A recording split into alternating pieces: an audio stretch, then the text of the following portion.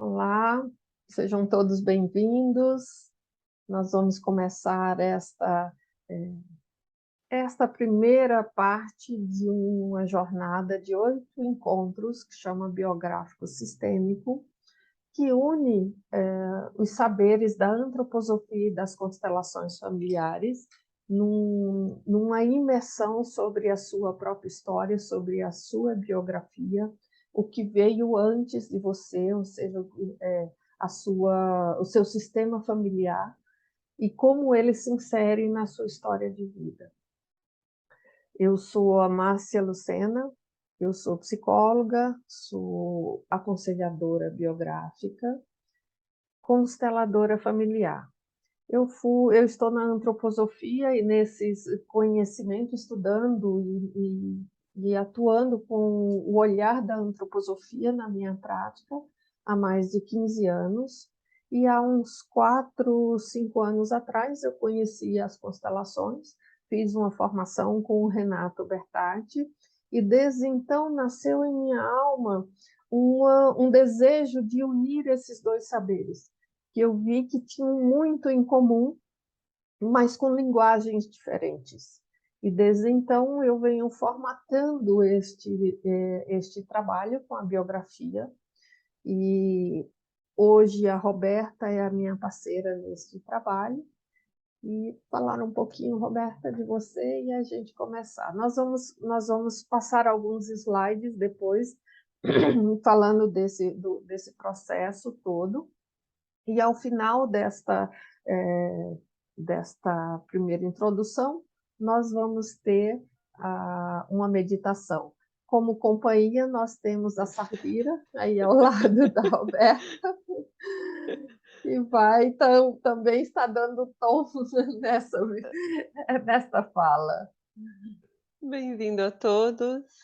Meu nome é Roberta e então há 14 anos a maternidade foi me conduzindo a um impulso de autoconhecimento, a busca da espiritualidade, e eu fui buscando também entender um pouco mais de educação, me tornei pedagoga Waldorf, e atuando em sala e com esse olhar tão voltado para a educação, eu fui vendo a importância de olhar para o indivíduo, mas olhar também para o ambiente e para a família que os rodeiam, né, como que isso poderia influenciar no nosso comportamento e na nossa vida.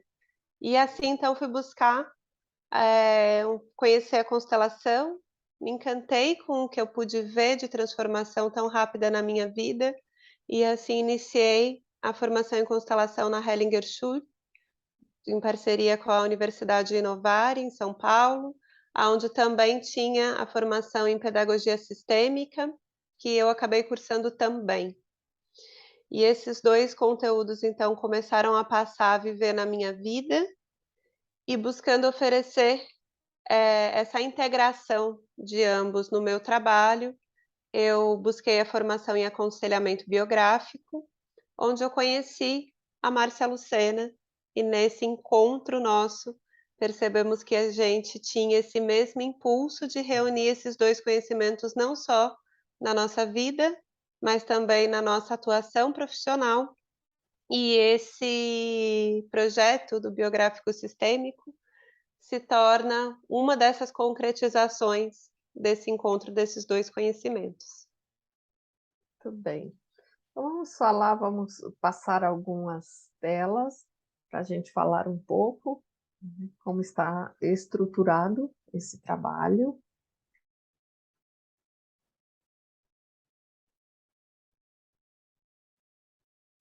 Muito bem. Então, a metodologia do biográfico sistêmico é antroposófica e sistêmica. Biográfico, ou seja, bio de vida e gráfico de grafia, de escrita, como é que foi escrita a sua vida, com o que você traz de bagagem antes do seu nascimento, ou seja, toda a sua ancestralidade, o que aconteceu no seu sistema familiar que influencia a sua vida e a sua história de vida, e o que você traz como individualidade.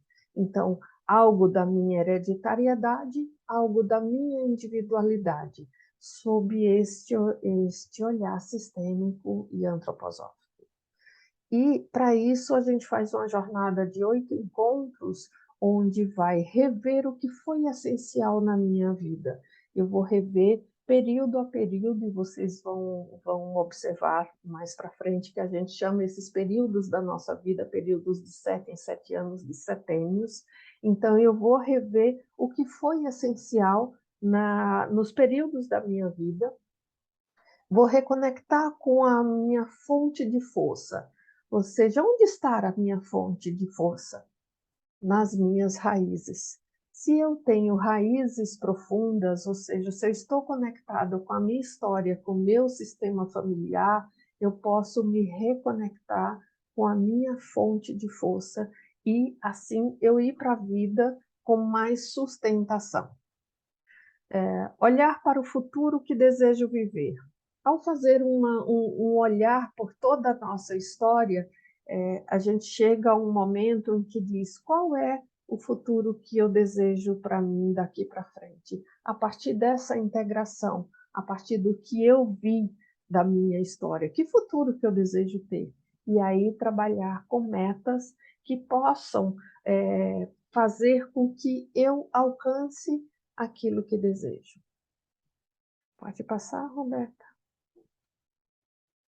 Bom, está alicerçado nos conhecimentos do Rudolf Steiner, do Bert Helling. Rudolf Steiner foi um filósofo austríaco que nasceu em 1861 e morreu em 30 de março de 1925. Ele trouxe, né, todo esse conhecimento da antroposofia, antropo, que é ser humano, e sofia, sabedoria. Então, fala de uma sabedoria do ser humano, uma sabedoria inata que todo ser humano carrega e traz dentro de si. E Bert Hellinger, que nasceu em dezembro de 1925. Então, quando o Steiner atravessa, no mesmo ano que o Steiner atravessa o portal da morte, o Bert Hellinger chega à Terra através do portal do nascimento. E traz todo esse conhecimento. O Bert, ele foi seminarista, ele foi padre, ele viveu na África do Sul com os Zulus, e quando ele retorna, por volta dos 55 anos, ele começa a estudar vários conteúdos da psicologia, a psicanálise, a gestalterapia, a análise transacional, e ele sistematiza todo esse conteúdo, todo esse aprendizado e essa vivência no que ele chama de constelação sistêmica. O Rudolf Steiner, ele, a partir de todo um trabalho que já vivia, né, em sua alma, muito antes da criação da antroposofia, ele começa a fazer essa conexão com o ser humano, trazendo uma sabedoria deste mundo espiritual. E como é que ele atua aqui na Terra, né, com todo esse conhecimento inato que ele traz. É como se nós fôssemos uma semente. E uma semente se eu tiver, por exemplo, plantar uma semente de maçã, eu vou colher maçã. Então, como ser humano, a árvore ela sempre vai saber o que vai ser, e o ser humano qual é o fruto que ele vai ser, que sabedoria que ele traz consigo. Então, nós vamos aprofundar um pouco mais. Pode passar, Roberto. Bom, os dois, então, o que eles têm em comum? E, Roberta, você pode também introduzir, se eu esqueci de falar alguma coisa, você vai, sim, também se colocando. Então, essas duas práticas, né, a antroposofia, ela está alicerçada nesse indivíduo, nesse conhecimento que eu trago inato, né, em mim, e está alicerçada no eu. e as constelações o ambiente, né, alicerçado na família. Qual é o elo, quais são os elos do meu sistema familiar que vão influenciando como uma corrente aquilo que eu sou hoje. Os dois têm em comum, e a gente foi trazendo algumas coisas aí, que é o ano de 1925, como eu falei antes, o Steiner sai deste mundo terreno, atravessando o portal da morte neste ano de 1925, e o Bert chega a este mundo, a esta terra, em 1925. Os dois são filósofos, né? Eles traziam, carregando essa bagagem dessa filosofia, o amor à sabedoria.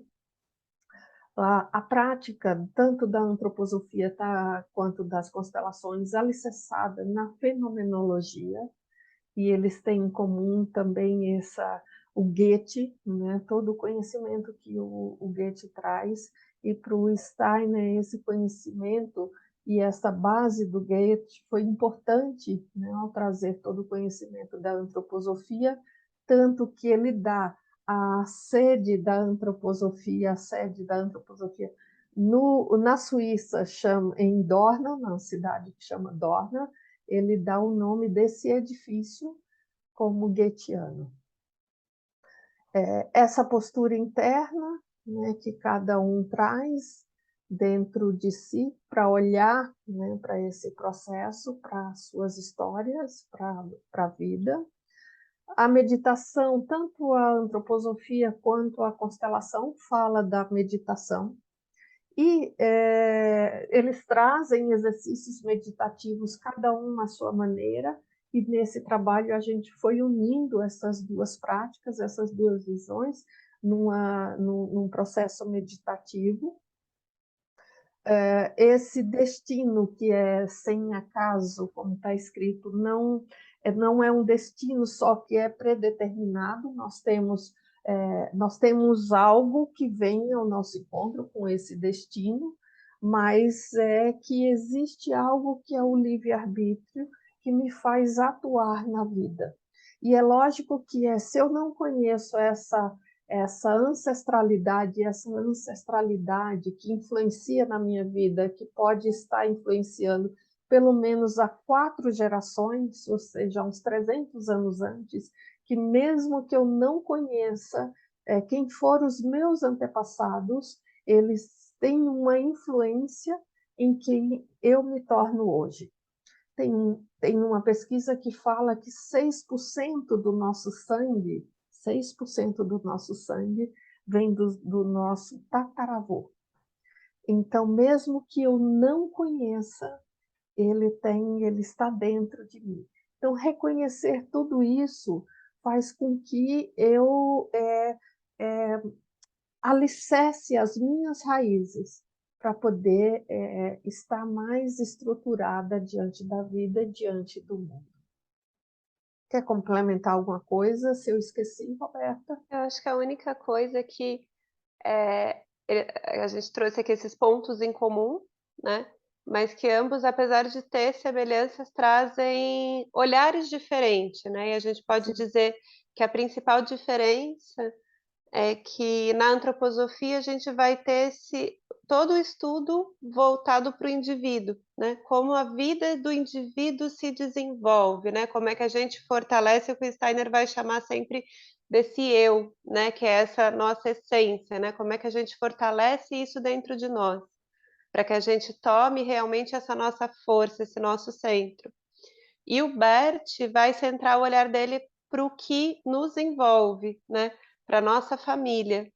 E nesse olhar para a família, ele também vai falar de fortalecer esse nosso centro, porque quando a gente conhece essa história, a gente tanto toma força deles, quanto a gente, até tem um termo que ele usa que é o emaranhamento, né? Que é quando a gente começa a se envolver em histórias que não são nossas, e isso afasta a gente de estar conectado a essa nossa essência. Então, o caminho dele passa por essa semelhança do Steiner, mas buscando trazer esse olhar para o indivíduo para que a gente fortaleça esse nosso centro. E do Steiner, ele vai trazer sempre esse olhar para esse nosso desenvolvimento, né, para essas fases da vida. E, acima de tudo, eu acho que o que tem também em comum entre os dois é que o homem, o ser humano, digamos assim, deve ser o guia de sua própria vida. Não mais eu preciso de um guia externo para conduzir a minha vida, mas que eu devo dirigir a minha vida. E eu só posso dirigir a minha vida se eu sair, digamos, do banco de trás ou dos bastidores desta vida e passar a estar à frente, pegar a minha vida em minhas mãos e passar a atuar com ela, em liberdade, com consciência. Vamos lá? Muito bem. Meu passado está ligado a mim, vivem no meu presente e me segura no meu futuro. Através do meu passado, tomei a posição em que me encontro no presente, e a ordem exige que eu permaneça conectado a essa posição. Essa é uma frase do Rudolf Steiner, e se não tivesse este nome, poderia muito bem passar como uma frase do Bert Hellinger, né? Então, qual é o que me segura, né? O que esse passado, qual é o passado que está ligado a mim, né? Essa ancestralidade, se a gente olhar assim, que está ligado a mim, que vive no meu presente, que segura o meu futuro e que eu só posso, né, entrar e me conectar com tudo isso se eu ter esse olhar, essa retrospectiva e saber de onde eu vim, onde estou e para onde eu vou. Então, esse é um pouco esse alicerce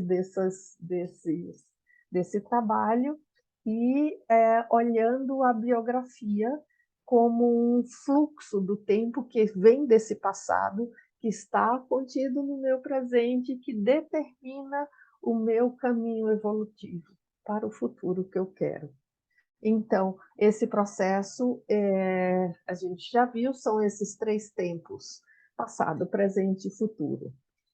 Olhar para trás, não no sentido de ficar preso a um passado, mas compreender o que se passou na sua história de vida e dar um novo significado, porque do passado a gente não muda absolutamente nada.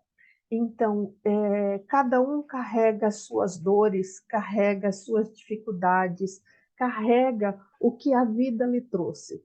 Então, os seus pais, o seu sistema familiar, a sua situação socioeconômica, a língua, o país, a época em que você veio a este mundo, nada disso você tem muito quando você entra na vida, né, tem muito controle. Isso já vem, isso é como se fosse uma herança que você carrega.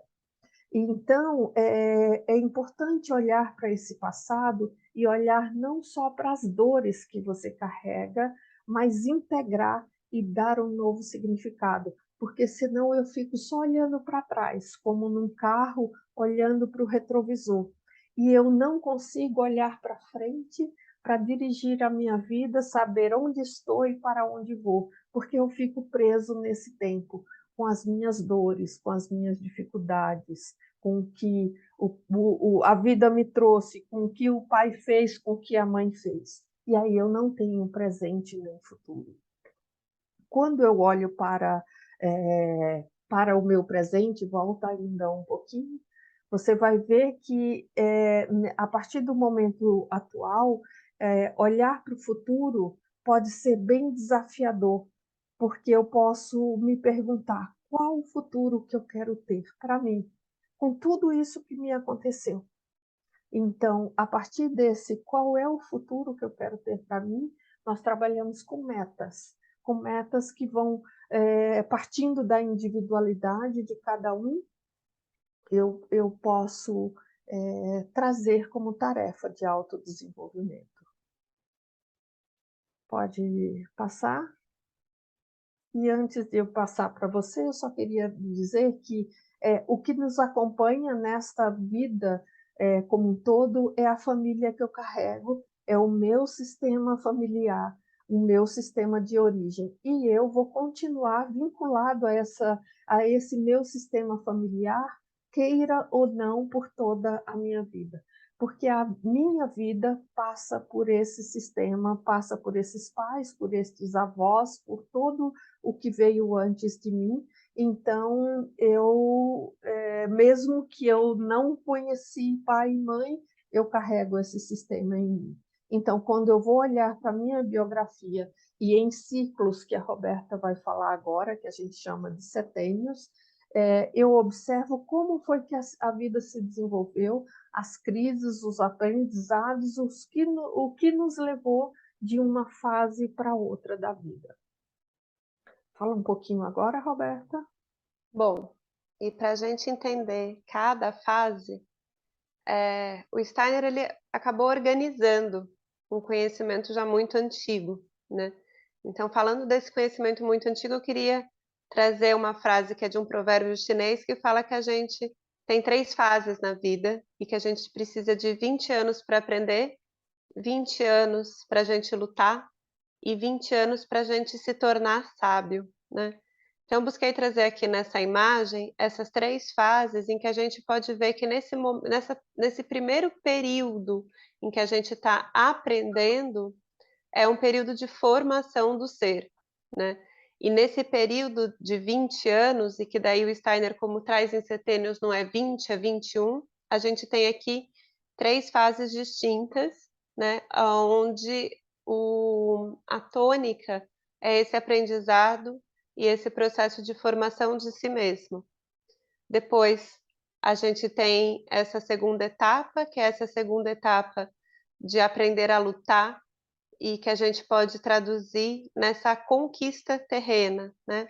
Aonde eu começo a consolidar o meu trabalho, a minha família, né? Aonde eu consigo começar a trazer algo de mim para o mundo.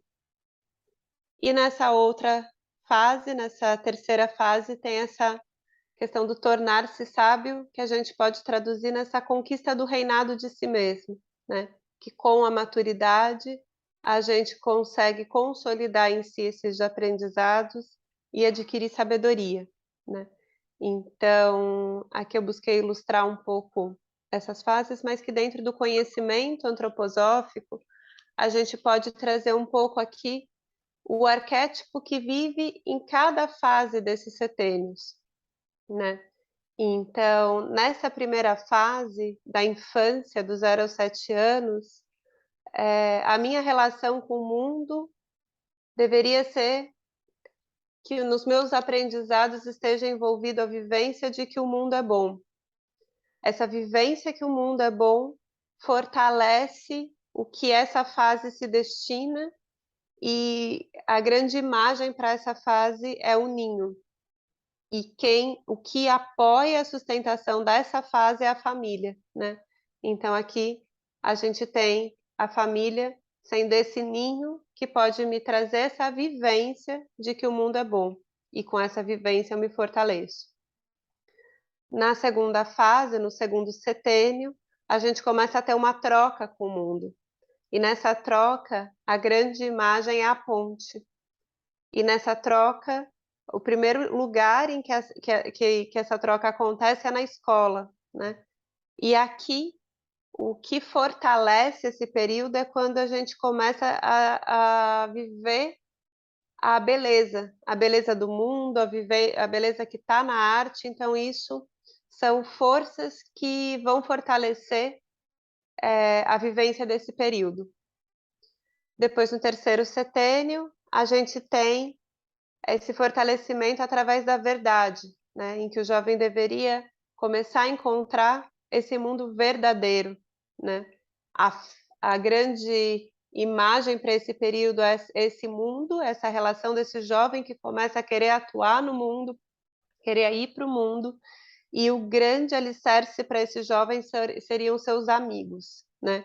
Então aqui a gente tem essas 3 primeiras fases de aprendizado, e depois a gente passa para essa fase desse que seria o lutar, né? que seria agora começar a entrar mais nesse mundo. E essa primeira fase, então, eu vivencio o mundo, né? Buscando o meu lugar. E a imagem que a gente pode ter do que vive nesse período é o centauro, aonde o homem ele ainda é metade animal, metade ser humano, né? E esse metade animal fala desses instintos que ainda são muito presentes dentro da gente, né?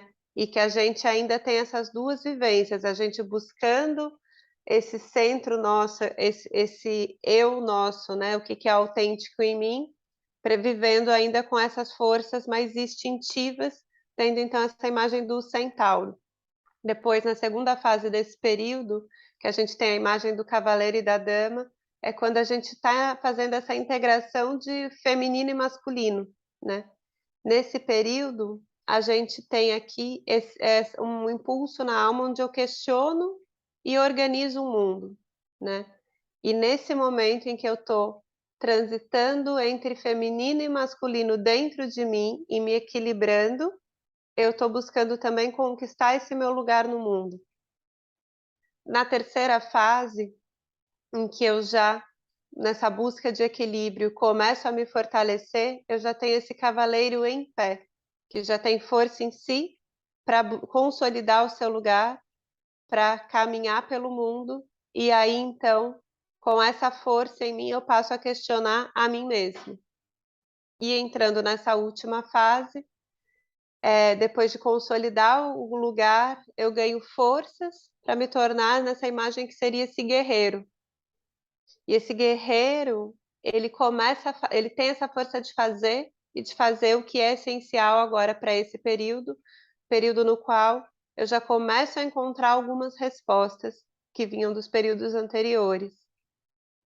Nessa fase de sabedoria, depois de ter essa última fase de luta ainda, né, de realização, eu começo a ir para um âmbito mais de estar mais dentro de valores, né, estar numa outra esfera, aonde vem essa imagem de rei e rainha, né? De novo, como a gente tinha aqui, né, na fase do meio a dama e do cavaleiro, aqui de novo eu tenho esse feminino e masculino, mas agora num outro âmbito dentro de mim. E nessa fase eu começo a vivenciar novos valores, e a partir desses novos valores, eu vou buscar concentrar a minha atuação, o meu fazer, no que é necessário. E na última fase aqui da sabedoria, né, nesse nono setênio, a gente chega na imagem do sábio, aonde eu começo a ter uma nova visão e uma nova missão diante de mim. E a minha atuação vai estar em fazer o bem, né? Então isso aqui é um arquétipo, e claro que esse arquétipo, ele é só um pano de fundo para o desenrolar da individualidade de cada um. É muito mais fácil quando a gente, nessa primeira fase de aprendizado, aonde a gente percebe essa mudança do corpo, que esse arquétipo seja mais visível e que depois, como essa nossa individualidade ela começa a aparecer, eu posso vivenciar um pouco mais intensamente ou menos intensamente esse arquétipo, porque aqui começa a partir dessa segunda fase, essa individualidade a estar cada vez mais presente, tem essas forças que compõem meu destino, então esse eu vai passar por esse plano de fundo que seriam esses arquétipos. Ótimo. Muito lindo esse lugar. Então, eu chego ao mundo, como é que eu organizo o mundo, como o mundo me organiza, e a partir daí, como é que eu me torno sábio e senhor da minha vida e do meu destino. Uhum. Pode estar passando. Bom, falar um pouquinho então da constelação familiar, que ela tem como função tornar visível e compreensível esse entrelaçamento no interior da alma familiar. Para quê? Para que, por meio dessa visão, surjam novas possibilidades no nosso pensar, no nosso sentir e no atuar no mundo. E conviver nesse sistema também. Assim, nós podemos mudar a ligação com todos os nossos, com as pessoas que à nossa volta, com o nosso sistema familiar, com a nossa vida. A constelação pode passar, Roberto? Então, está alicerçada em 3 leis de desenvolvimento, que é o pertencimento, essa primeira lei, que é gerada pelo vínculo. Então, olhamos para essa imagem, para essa foto, então tem os avós, tem os pais, tem os filhos. Todos têm o direito de pertencer e ninguém pode ser excluído deste pertencimento, seja o que aconteceu no sistema familiar. E a gente vê que em vários sistemas familiares tem muitas situações de exclusão. Um membro que não se fala mais, que você nem conhece, nem sabe o nome. Então, todos precisam pertencer. E sem que esses membros anteriores, né, se eles não estão inseridos na nossa vida, no nosso conhecimento, no nosso coração, essa exclusão vai afetar, e a Roberta trouxe a palavra, o emaranhamento. Isso pode trazer esse nó, né? Em vez de fazer laços no sistema familiar, a gente começa a fazer nós. Pode passar? Então, olhando para a sua vida, algumas reflexões que a gente faz em relação ao pertencimento, e quando está nesse trabalho do biográfico sistêmico, a gente vai aprofundando isso a partir da história que cada um carrega e traz de si, olhando para a sua família, você percebe se algum membro foi excluído ou não foi incluído no sistema familiar, independente de qual tenha sido o motivo. Olhando para a sua história, você percebe em você ou em alguém da sua família uma sensação de que falta uma pessoa, uma sensação de que não consegue se realizar em nada na vida. Isso pode estar ligado a esta lei do pertencimento. Você ou algum de seus antepassados prejudicou ou foi prejudicado, excluiu ou deixou de reconhecer com justiça alguém em seu sistema familiar, em seu ambiente de trabalho ou numa sociedade.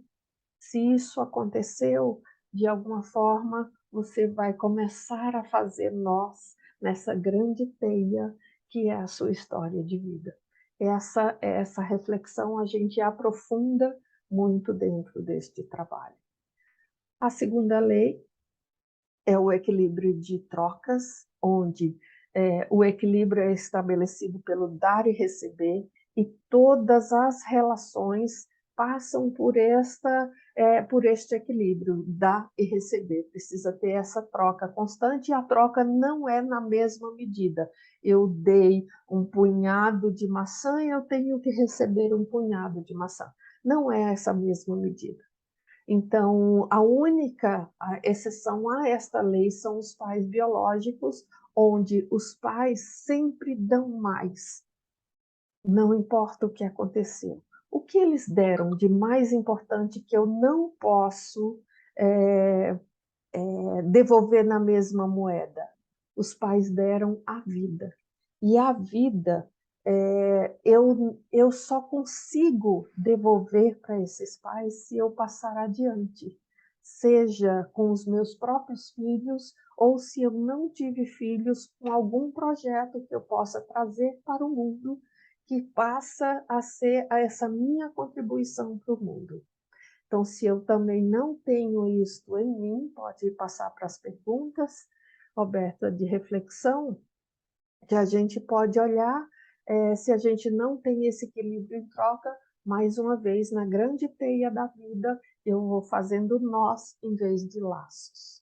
Então, olhando para a sua história, para as suas relações, porque o equilíbrio de troca fala das relações que eu tenho com as outras pessoas, do encontro que eu tenho, seja um encontro amoroso, seja um encontro de amigos, seja um encontro de trabalho, qualquer que seja, no encontro com o outro, que eu vou estar olhando para este equilíbrio de troca. Então, as suas relações de troca são equilibradas ou você tem a sensação de que você recebe mais do que você pode retribuir ou você dá mais do que recebe? Muitas pessoas têm uma dificuldade de dar ou de receber. Se ela é uma pessoa que ela só dá, pode ser que ela tenha uma dificuldade de receber ou queira receber exatamente como ela dá. E algumas pessoas trazem até uma frase assim: por que, que o outro fez isso comigo? Eu fiz tudo para o outro e ele fez isso comigo. Então entra aí uma sensação de injustiça e de tudo mais que começa esses nós. Ou eu sou uma pessoa que só sei receber, mas não sei dar.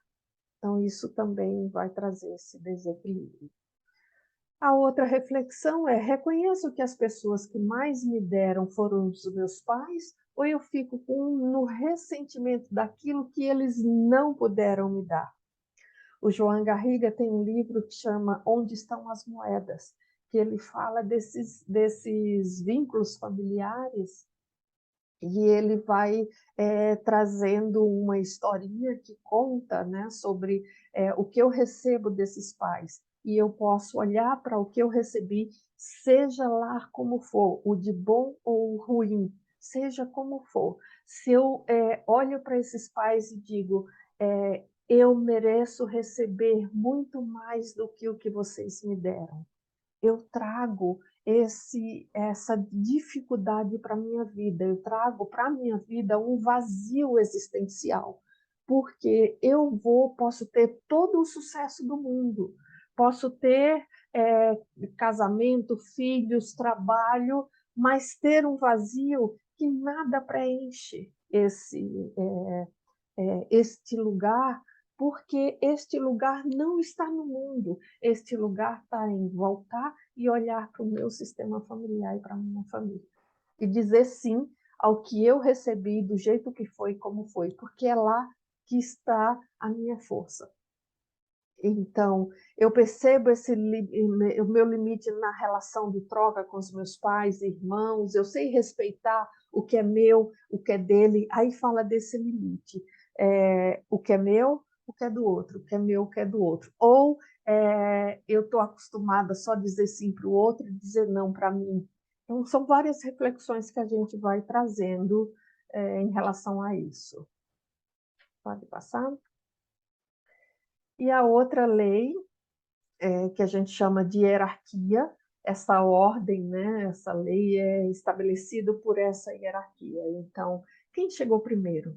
Dentro do grupo familiar, cada indivíduo tem uma posição determinada, e de acordo essa posição é de acordo com a data de nascimento. Assim, no sistema familiar, por exemplo, primeiro vem os pais, antes dos pais vêm os avós, os bisavós, e depois dos pais vêm os filhos e os outros, os netos, digamos assim. Em muitos sistemas familiares, a gente vê uma quebra nessa lei, quando, por exemplo, um filho, o terceiro filho, que quer ocupar a posição do filho mais velho. Isso traz novamente nós para essa grande teia da existência. Ou um filho quer ocupar o lugar do pai, quer mandar no pai, né? Você tem que fazer assim o assado. Então, isso traz desequilíbrio. Algumas reflexões que a gente pode trazer eu olho com respeito para aqueles que vieram antes de mim na minha família, ou eu fico apenas no julgamento das suas atitudes negativas, condenando. O julgamento eu critico, eu condeno o meu pai, a minha mãe, os meus avós, seja lá quem for daqueles que vieram antes de mim. Então, se eu entro nessa atitude de julgamento, eu me coloco acima deles. E nesta ordem, nesta lei, eu infrinjo, né, porque quem veio antes foram eles. Eu costumo intervir nas discussões entre meus pais, tomar partido de um contra o outro. Então, é como se a gente tivesse níveis. Os pais estão nesse nível, os filhos estão nesse nível. Então, quando eu interfiro na discussão, tomando partido para um para o outro, eu vou para este nível. E como filho, eu saio do meu lugar. E isso, para mim, traz grandes consequências. Eu vejo meu pai ou minha mãe como mais fraco ou incapaz do que eu, ao ponto de eu buscar resolver os problemas que são deles, mesmo quando não peço e quando eles não pedem. Isso é muito comum da gente ver.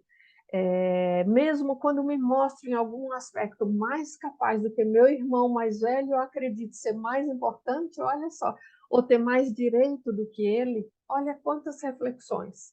Se eu acho que meus pais estão fracos nesse lugar que aqui é o meu de filho, eu não venho para cá como se fosse, eu me coloco aqui, ó, acima dos pais. E eles, os pais vieram antes, eles devem estar sempre aqui. E eu saber qual é o meu lugar. Bom, olhando para essa imagem, a gente vê aí um pai e um filho olhando para uma árvore. E aí a gente pode olhar que muitas pessoas se ressentem dos pais que têm, achando que podia ter tido os pais melhores. E essa frase do Bert Helling fala: uma árvore não escolhe lugar para nascer. Onde uma semente cai é o lugar certo para ela. E isso vale também para nós, seres humanos. Para todo ser humano, o lugar de seus pais é o único possível e por isso é o certo para ele. E para todo ser humano, o povo a que pertence, sua língua, sua raça, sua cultura, são as únicas possíveis e, portanto, as certas para ele. Essa frase é muito linda, que fala, traz quase que todo o alicerce também desse trabalho. Reconhece a tua história, reconhece que quem veio antes de você, reconhece a semente da vida aonde ela caiu. E nesta semente, neste terreno, por mais árido, cheio de pedras, ou montanhoso, ou muito frio, ou muito quente, por maior que seja esse terreno, ou melhor ou pior, foi lá que a minha semente caiu. E só E, reconhecendo eu tomo a força dessa semente.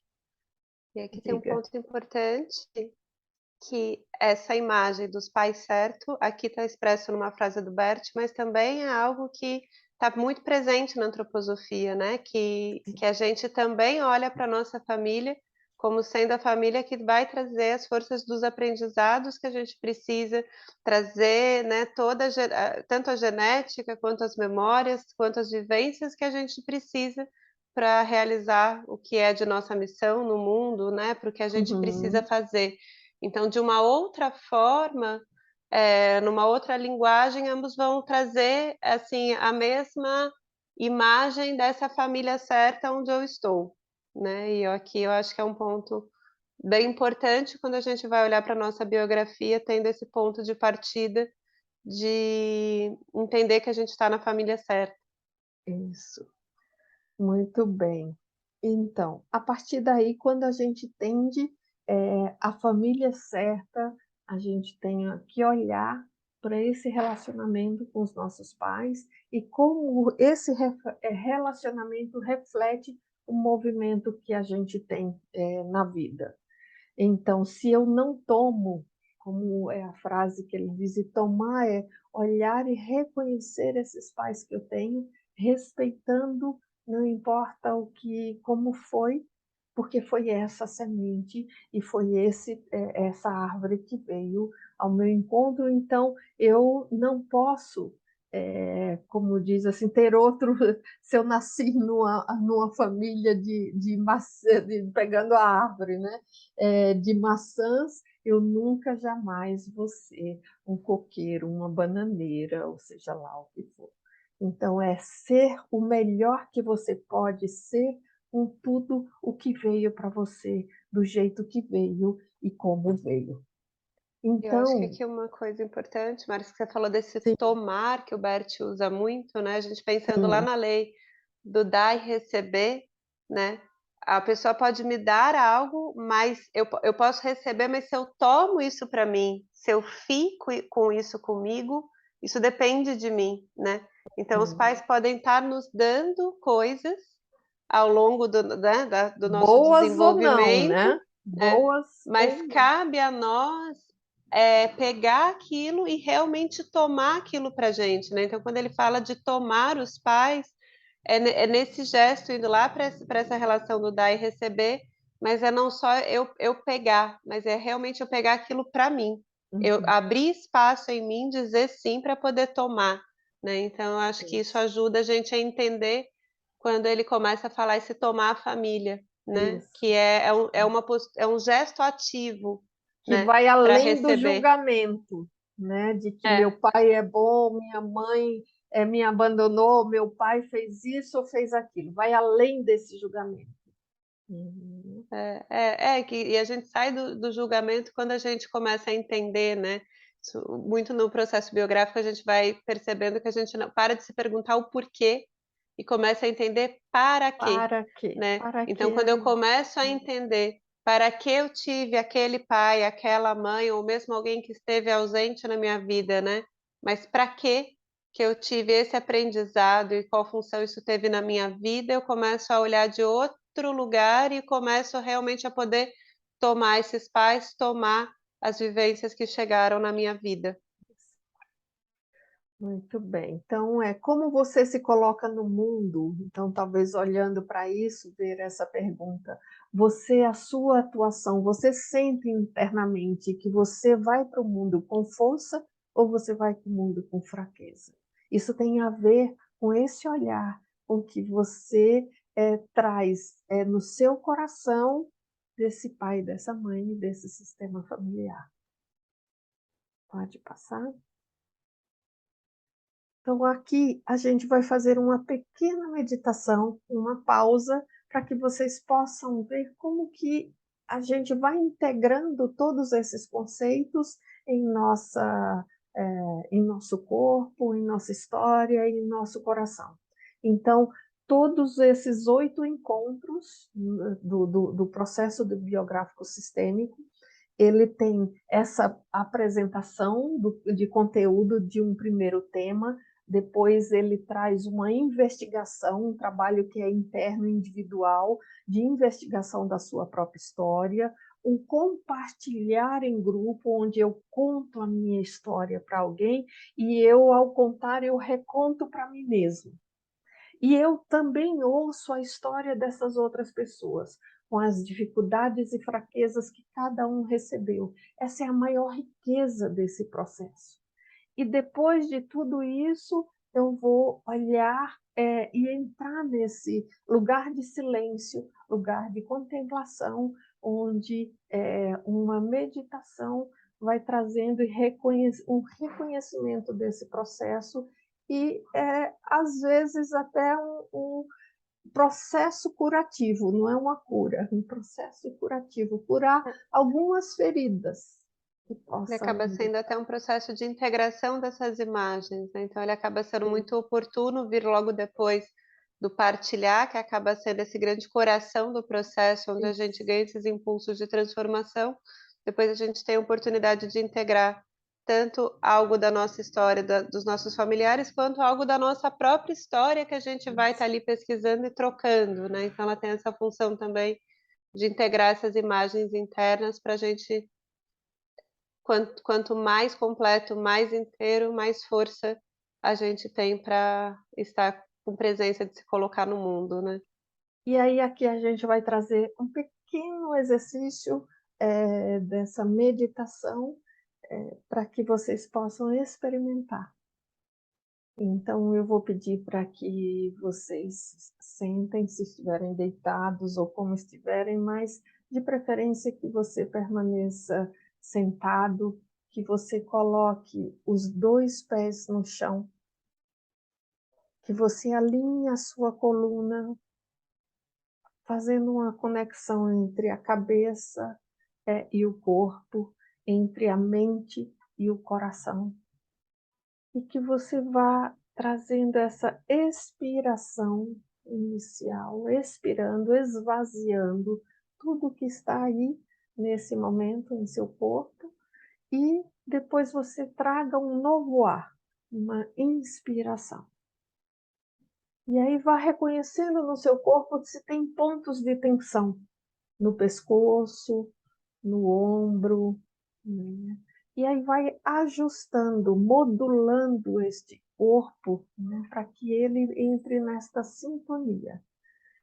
E vai inspirando e expirando, inspirando e expirando, e dizendo para si mesmo: eu estou aqui. E aí, nesse momento, você vai pôr a sua atenção no seu coração. E esse coração é o centro do seu ser. É esse coração que faz a mediação entre a cabeça e o resto do seu corpo e os membros. É este coração que é a sede da sua alma, do seu ser. Então, coloque a atenção no seu coração. Sinta o seu coração, sinta o pulsar, né, as batidas desse coração, que traz essa vida e organiza toda a vida do seu corpo. E depois você coloca a sua atenção no seu umbigo. É através do umbigo que você se conecta com as suas raízes. Foi o primeiro contato com o mundo externo, foi através do umbigo, onde você fazia essa ligação com esta mãe que estava gerando você. Então, o umbigo nos conecta, além da nossa mãe, com as nossas raízes.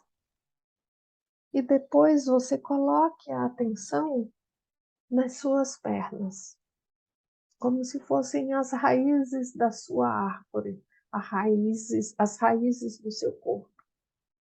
E põe a sua atenção na sua perna direita. E veja como está essa perna, como você percebe ela. Ela é forte, ela traz uma sensação de fraqueza, tem um formigamento, não tem. Traga só a percepção corporal. O seu corpo é muito sábio para dizer o que revela, muitas vezes traduzir o que vai na sua alma. Então, põe a sua atenção na sua perna direita. E agora, põe a sua atenção na sua perna esquerda. E veja se existe alguma diferença. Tem um lado que é mais forte, tem um lado que é mais frágil, os dois estão em equilíbrio. Como você percebe essas duas partes? Do lado direito, nós estamos conectados com o nosso pai, com a nossa linhagem paterna. Então, e do lado esquerdo, com a nossa linhagem materna, com as nossas raízes. Perceba agora como é que está o seu lado direito e a sua linhagem paterna, o seu lado esquerdo e a sua linhagem materna. E coloque, né, atrás de você, veja, atrás dos seus pais, do seu pai, os pais, seus avós. E atrás dos seus avós, os seus bisavós. E se abra para essa fonte de vida que vem através desses antepassados e flui para você, preenchendo a sua vida. A vida sua veio lá de trás, veio passando dos bisavós, dos avós e de muito antes deles. e chegando aos seus pais, e os seu pai passando a você. Sinta o calor que flui para você com essa força. E sinta agora, fazendo essa conexão com os seus pais, com a sua linhagem paterna, sinta a diferença entre o lado esquerdo e o direito. E agora, volte a sua atenção para o lado esquerdo. E no lado esquerdo, sinta a sua mãe. Mesmo que não a tenha conhecido, ela deu a vida. Biologicamente, a sua vida veio através dela e através do seu pai. Então, mesmo que não tenha conhecido, imagine a sua mãe atrás de você. E imagine e perceba os pais dela, seus avós. E mais atrás, os seus bisavós. E se a gente pensar mais atrás, seus tataravós ou trisavós. Numa ampla, imensa rede, numa ampla, imensa teia de vida que veio muito, muito, muito lá de trás e que foi chegando até você através da vida que cada um foi passando adiante. Então, vá sentindo isso e como a vida chega até você através da sua mãe. Essa é a força que vem de muito longe e que flui para você e para dentro de você através dos seus antepassados e chega até você através da sua mãe e do seu pai, formando em você uma unidade, algo que lhe dá identidade, lhe dá uma individualidade que é única. Não existe uma individualidade igual à outra, uma biografia igual à outra. Então, sinta o calor e a força que vem dessas duas correntes que passam até você e que chega até você. E agora, num gesto corporal, você vai trazer essa conexão para você, colocando os seus braços, cruzando os seus braços na altura do seu ombro. Então, seu lado direito, seu braço direito, a sua mão direita, você coloca suavemente no seu ombro esquerdo. E a sua mão esquerda você coloca suavemente no seu ombro direito. E com isso, procure sentir a energia dos seus pais como se eles estivessem tocando você através dessas mãos, como se fosse aqui atrás. Então sinta essa força que vem deles. Sinta esse calor. A sua vida se apoia nessas raízes e elas precisam apenas do seu olhar amoroso, do olhar para os seus antepassados e para a sua raiz, seja como for essa raiz. Então, sinta essa vida, sinta esse calor e internamente você diz para si mesmo: sim, sim a tudo como foi, do jeito que foi, como foi. Sim. E internamente sorria para toda essa teia, toda essa linhagem, seja o que tenha acontecido, seja qual for o destino que eles carregam, mas que chegou até você.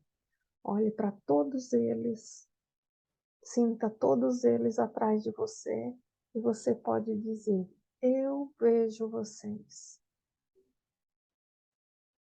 E digo sim ao destino de todos vocês.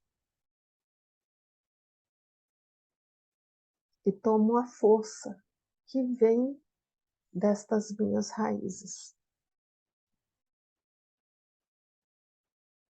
Veja o que acontece no seu corpo, como você sente. Veja se consegue desenvolver em você um agradecimento, uma gratidão. Veja se consegue surgir a partir do seu coração este sentimento de gratidão pela vida, por tudo que veio. E mesmo que você não consiga, apenas sinta neste momento, ou se você consegue esboçar um leve sorriso, apenas sinta e receba a força que veio de muito longe. Perceba o seu corpo, a sua conexão, como é que está o seu lado direito, o seu lado esquerdo agora. E aí você pode dizer para toda essa ancestralidade: obrigada, obrigado.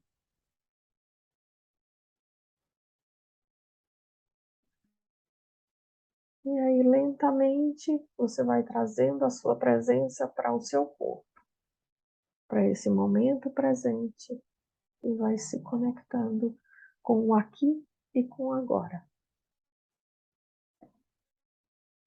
E vão abrindo os olhos. Depois traz nos comentários, né, que a gente vai deixar esse vídeo gravado, traz nos comentários como foi para você essa experiência. Então, o sentimento de gratidão, ele só pode ser apreciado dentro de si a partir do momento em que você aceitou tudo aquilo que faz parte da vida, a sua luz e a sua sombra, as suas origens, os seus desafios, as suas bênçãos, tudo que veio antes, assim como foi. E a vida em si, exatamente como ela é. Esse sorriso nesta imagem traz e simboliza, né, a expressão do sim que a alma faz ao reconhecer de onde veio a vida. Que solo foi esse que a sua semente caiu? E integrar esse solo para que você possa ter a força para seguir a sua vida e para seguir o seu destino, fazendo escolhas conscientes daqui para frente, daquilo que você quer e deixando cicatrizar as dores, porque elas querem o passado, ele só quer isso, ele quer viver em paz e ficar em paz. E a gente só pode fazer isso quando a gente para de colocar o dedo na ferida e deixa que essas cicatrizes aconteçam naturalmente. E a alma sabe fazer isso muito bem, que é sorrindo e dizendo sim. E nesse exercício do sorriso, né, acho que até uma coisa importante dessa meditação que você escolheu trazer, é que essa última imagem, né, quando a gente visualiza os pais diante de nós e quando a gente faz esse gesto de senti-los, ou mesmo só quando a gente os imagina, é uma visualização que a gente pode fazer várias vezes ao longo de um dia, quando a gente sente que a gente precisa de força. Lembro que na Hellinger eu tive aula com a Angélica Olveira, que foi criadora da pedagogia Hellinger, e que no começo da formação ela dizia: a gente precisa tomar pai e mãe 3 vezes por dia, que é se conectar, às vezes através dessa imagem, através dessa lembrança que eu tenho os pais certos. E no final da formação ela já falava que era 3 vezes antes de cada refeição, né? Porque a gente vai percebendo que esse tomar os pais, ele é um processo, e esse receber ativo, e quanto mais a gente olha nessa direção e faz esse fortalecimento, mais profundamente a gente adentra nessa conexão e mais força a gente recebe, né? Então, isso a gente percebe que é um exercício que a gente pode fazer antes de entrar em sala, se imaginar os nossos pais e ver os pais das crianças, antes da gente começar um trabalho, a gente imaginar os pais atrás de nós. Então, isso é um exercício constante. Sempre que a gente precisar de força para ir para a vida, a nossa força está aqui atrás de nós, do lado direito com nosso pai, nosso sistema familiar paterno, com o lado direito com a nossa mãe, nosso sistema familiar materno. Lembrando sempre que esse sorriso tem essa força também Exato. de se abrir, de dizer sim, às vezes mesmo quando as coisas estão difíceis, se eu consigo exercitar esse sorriso, eu vou abrindo a minha alma para essa gratidão, para essa aceitação, e são dois gestos pequenos que a gente pode começar a incorporar no nosso dia a dia, que a gente vai sentindo o poder que eles têm. Muito bem, chegamos ao fim dessa